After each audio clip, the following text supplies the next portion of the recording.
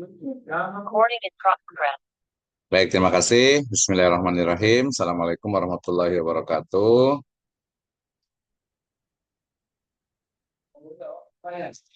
Alhamdulillahirrabbilalamin. Wassalatu wassalamu ala asrafil anbiya'i wal mursalin. Habibana wa nabiyana wa sayyidana wa maulana Muhammadin sallallahu alaihi wasallam wa ala alihi wa ashabihi wa man tabi'ahum bi ihsanin ila yaumiddin wa ba'd. Qala Allah Ta'ala fi kitabihil karim. A'udzu billahi minasyaitonir rajim. Bismillahirrahmanirrahim. Iqra bismi rabbikal ladzi khalaq. Khalaqal insana min 'alaq. Iqra wa rabbukal akram alladzi 'allama bil qalam 'allamal insana ma lam ya'lam. Wa qala Rasulullah sallallahu alaihi wasallam man salaka tariqan yaltamisu fihi ilman sahalallahu lahu bihi tariqan ilal jannah. Amma ba'd fa inna astaqal hadits kitabullah wa khairal huda huda nabiyyu sallallahu alaihi wasallam. Alhamdulillah, syukur pada Subhanahu wa Ta'ala yang telah memberikan kepada kita kenikmatan iman, Islam, dan juga ihsan. Kemudian salawat dan salam sama-sama kita panjatkan kepada junjungan alam, Habibana wa Nabiyana wa Sayyidana wa Maulana Muhammadin Sallallahu Alaihi Wasallam, kepada seluruh ahlul baitnya, para sahabatnya, serta orang-orang yang senantiasa mengikuti jejak sunnahnya hingga akhir zaman. Saya ucapkan terima kasih kepada seluruh mahasiswa di program studi Magister Pendidikan Agama Islam, Sekolah Tinggi Agama Islam Sirojul Falah Bogor. Ya, baik.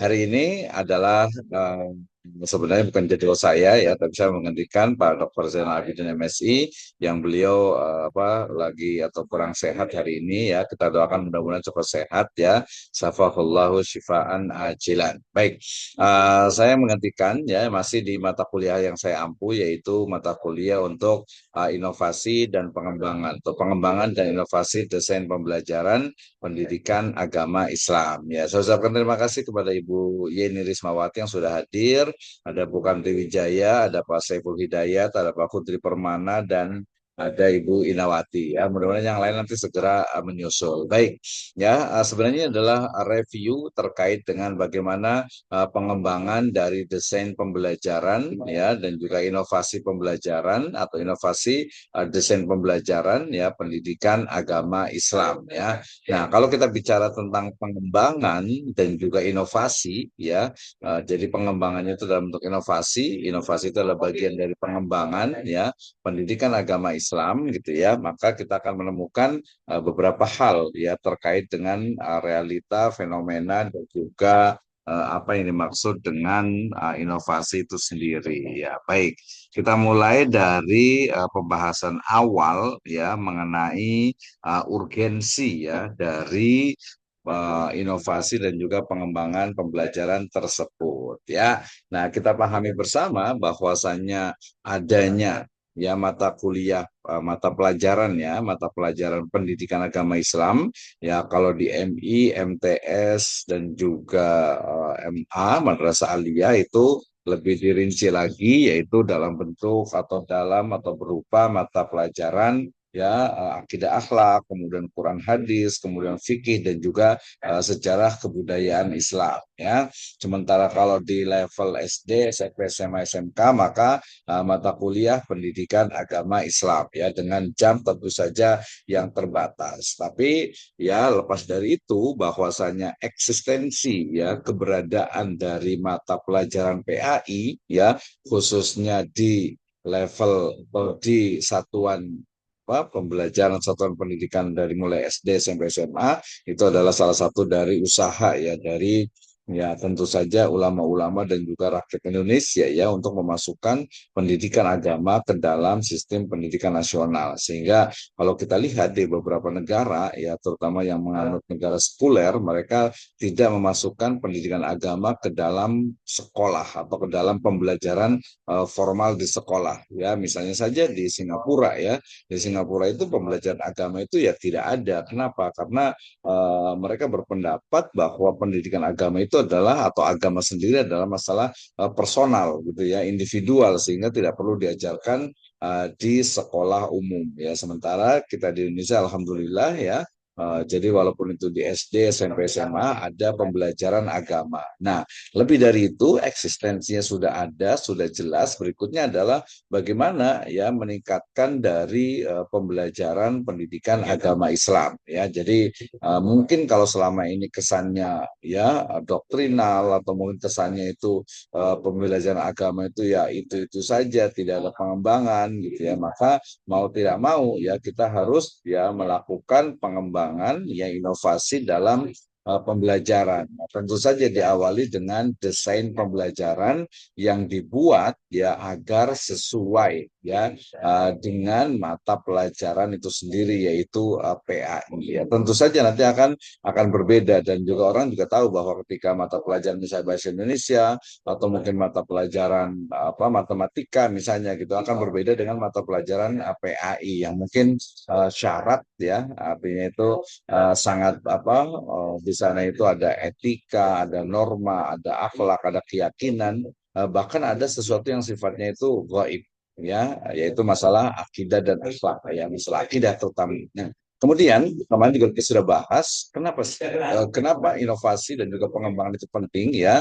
Ya tentu saja jawabannya adalah terkait dengan bagaimana perkembangan dari zaman ya, perkembangan zaman khususnya juga kemajuan teknologi dan informasi ya. Tapi lebih spesifiknya kalau kaitan dengan desain pembelajaran ini adalah perkembangan atau perubahan yang terjadi di masyarakat ya, khususnya ya berkaitan dengan eksistensi dari agama ya, eksistensi dari agama. Bagaimana sebenarnya agama itu menjadi bagian yang mestinya tidak terpisahkan ya dalam pembelajaran atau dalam kehidupan ya masyarakat ya, khususnya nanti siswa dari peserta didik dari mulai SMP, SMA, MI, MTS, ALI ataupun SMK ya. Jadi kenapa penting ya? Kenapa? Karena perubahan di masyarakat yang mulai ada terjadi pergeseran terkait dengan dengan agama itu sendiri ya.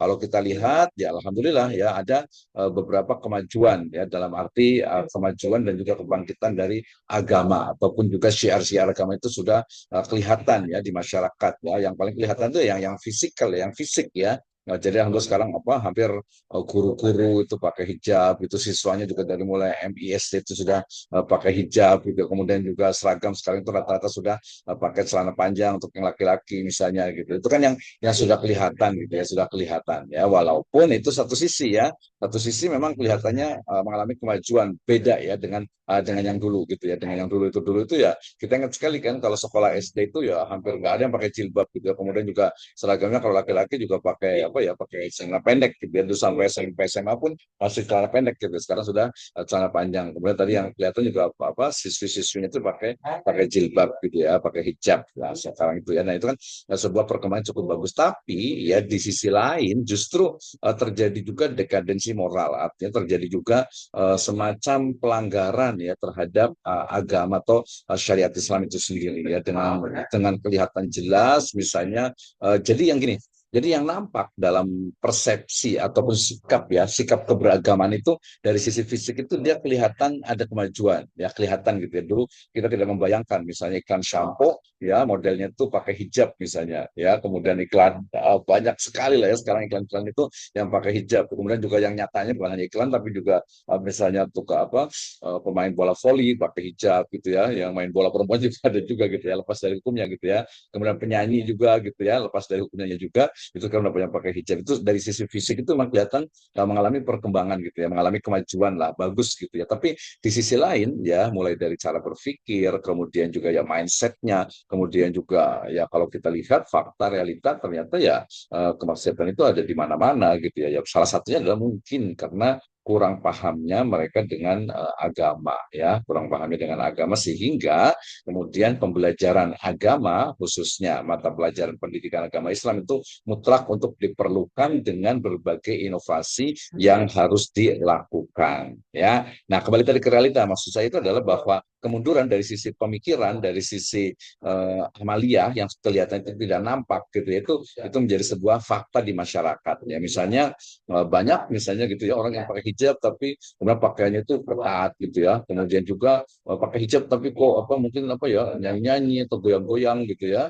Atau mungkin ya apa bertentangan gitu. Atau mungkin dia pakai pakai jilbab misalnya gitu mereka ngefans sama apa ngefans sama misalnya artis Korea gitu ya baik laki-laki ataupun perempuannya gitu kan ya. Kemudian juga dengan artis dengan bidang film ya. Kemudian juga itu yang baru ngefans ya. Belum lagi hal-hal yang sifatnya itu misalnya mohon maaf nih ya studi-studi terbaru menunjukkan misalnya pornografi itu diakses oleh banyak peserta didik, banyak anak remaja gitu ya. Ya orang tuanya banyak juga gitu ya. Aksi apa istilahnya itu konten pornografi ya. Kemudian porno aksi sendiri kita lihat ya misalnya bagaimana ya hubungan antara laki-laki dan perempuan gitu ya. Kemudian juga pacaran dan lain sebagainya itu ya jadi sesuatu yang kesannya itu lumrah gitu ya di masyarakat. Ya belum lagi tadi ya perzinahan, kemudian juga isu-isu LGBT juga itu banyak sekali gitu ya. Jadi ini yang menjadi alasan, ini yang menjadi argumentasi kenapa pendidikan agama Islam itu perlu ya terus dikembangkan, ya diajarkan dan dikembangkan ya.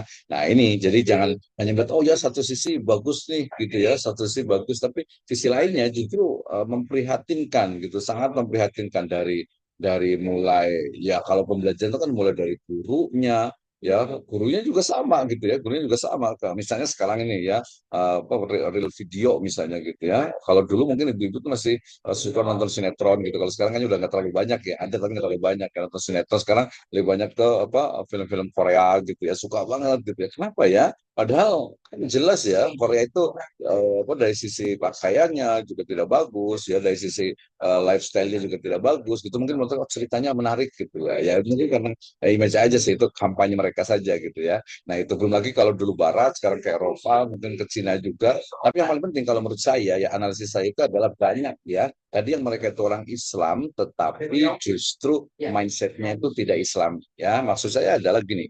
Jadi mereka itu jelas ya agamanya itu Islam gitu ya. Tapi mereka itu justru cara berpikirnya, mindsetnya itu justru malah tidak Islami misalnya gitu ya. Mereka mengatakan ya walaupun tidak disebutkan gitu ya udahlah Islam itu yang biasa saja gitu jangan terlalu ekstrem lah gitu ya jangan terlalu istilahnya itu radikal lah gitu ya biasa aja lah gitu. Nah, biasanya itu seperti apa ini karena memang latar belakang pendidikan latar belakang keluarga latar belakang mungkin budaya lingkungannya itu akan sangat mempengaruhi ya ya paling gampang misalnya kalau saya di bidang ekonomi misalnya mengatakan bahwa bank syariah dan bank konvensional itu sama aja gitu ya nggak ada bedanya gitu bahkan lebih jahat gitu nah itu kan itu argumentasi atau statement lebih tepatnya ya. Statement itu kan perlu bukti ya, perlu data yang valid. Jadi tidak asal subjektif menyampaikan saja gitu ya. Jadi mindset ya cara berpikir dari seorang muslim yang ternyata sekarang itu banyak dipengaruhi oleh apa? Oleh lingkungannya apalagi nanti anak-anak yang mungkin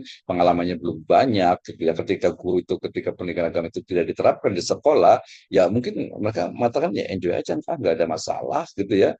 Misalnya mereka itu apa ya main main game online kalau game online masih mungkin perlu dirinci lagi ya game online itu mungkin beberapa tuh ya masih diperbolehkan tapi mungkin kalau sampai ke level kecanduan misalnya gitu kan bahaya juga gitu ya game online kemudian juga tadi misalnya ada apa pornografi misalnya gitu baik itu gambar ataupun video dan itu ya sekarang itu dengan mudah diakses gitu ya. Bukan hanya gambar tapi video bergerak multimedia dan sebagainya itu sangat mudah sekali bahkan ada saya pernah membuat sebuah riset ternyata ada satu aplikasi yang memang ya kalau bahasa agama sebenarnya itu ya aplikasi untuk apa ya aplikasi untuk berzina jadinya gitu ya.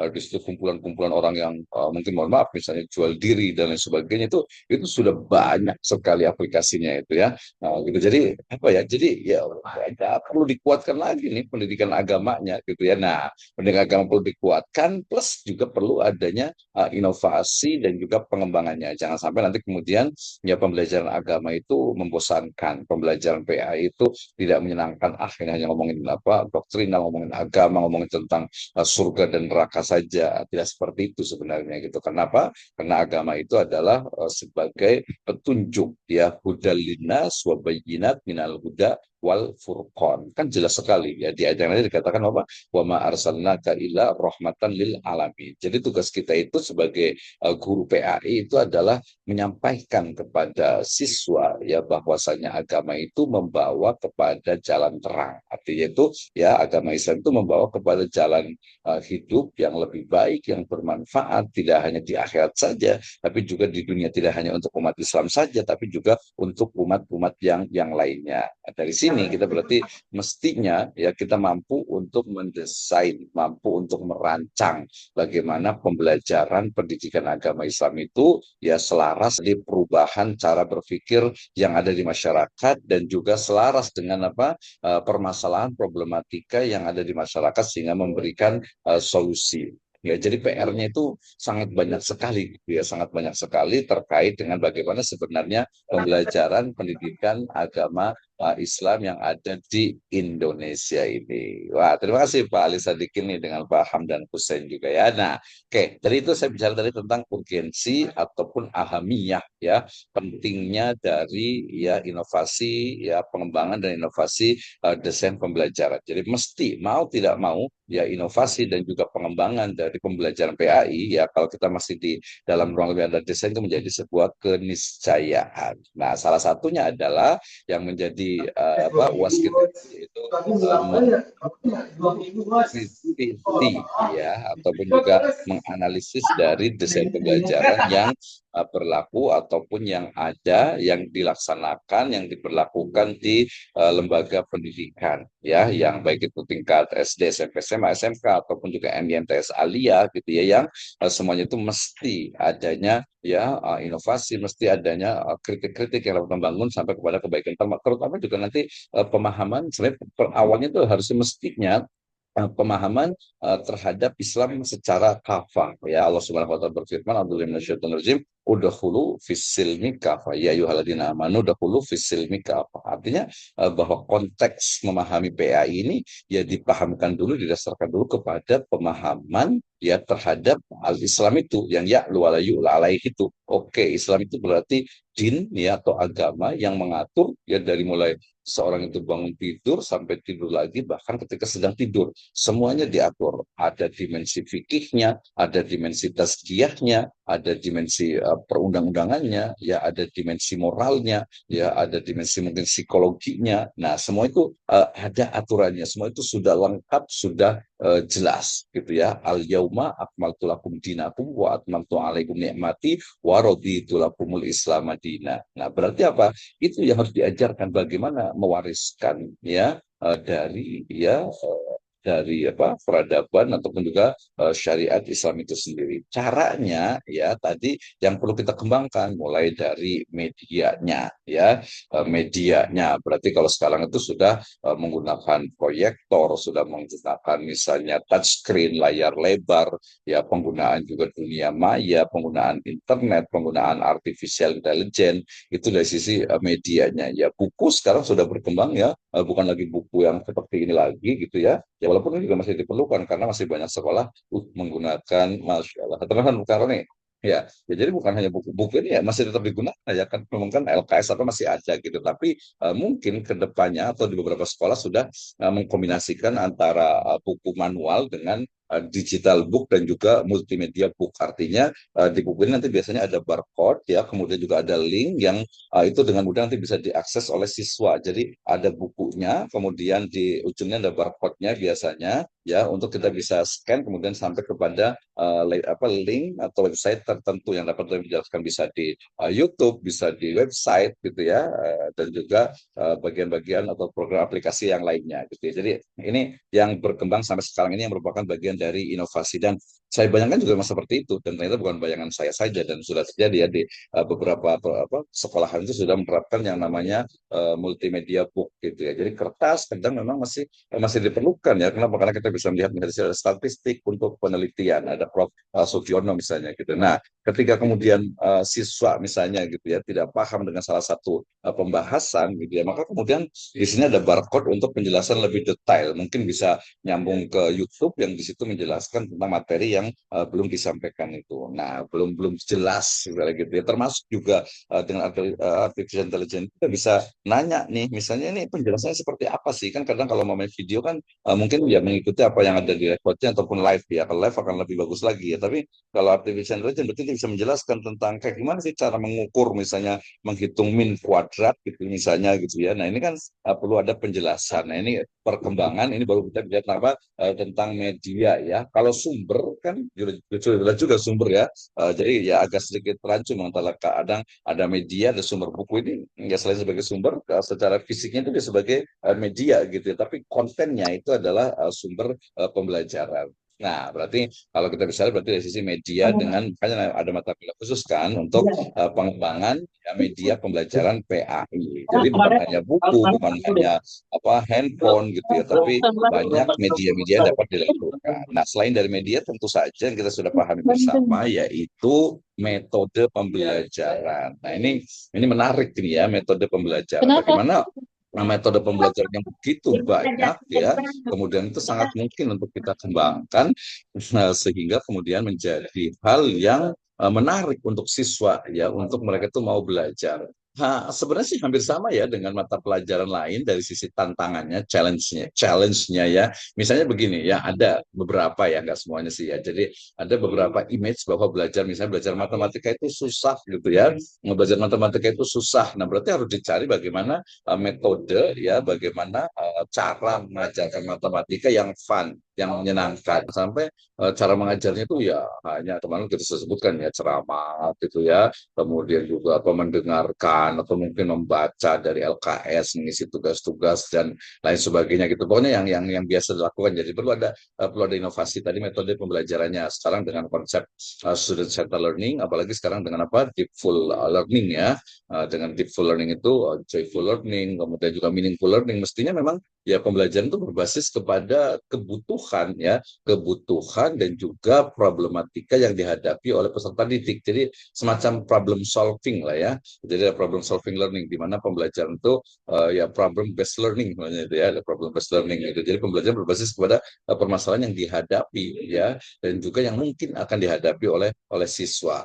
Seperti itu ya. Jadi minimal ada dua lah ya, walaupun nanti dari sisi lingkungan, dari sisi waktunya juga perlu perlu dikembangkan juga. Oke ya, pengembangan dan inovasi desain pembelajaran PAI. Nah, kalau desainnya sendiri, kemarin kita sudah sempat ini ya, ada Bu Yeni yang sudah menyampaikan juga, kemudian juga kemarin Bu Inawati juga sudah ngirim juga ya kemarin itu ya.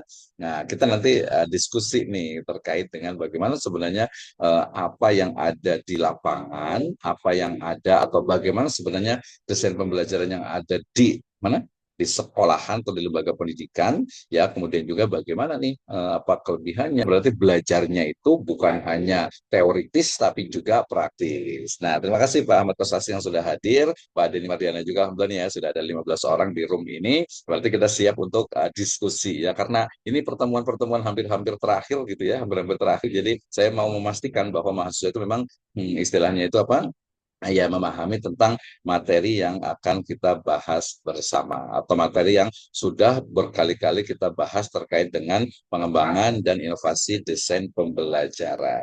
Oke ya, selamat datang semuanya. Hatur nuhun, sudah habis. Saya minum dulu nih biar semangat. Ya, terima kasih Pak Ihsan Ilahi Zahir. Wah, udah lama sekali nih ya tidak kelihatan, saya lihat fotonya nih ya.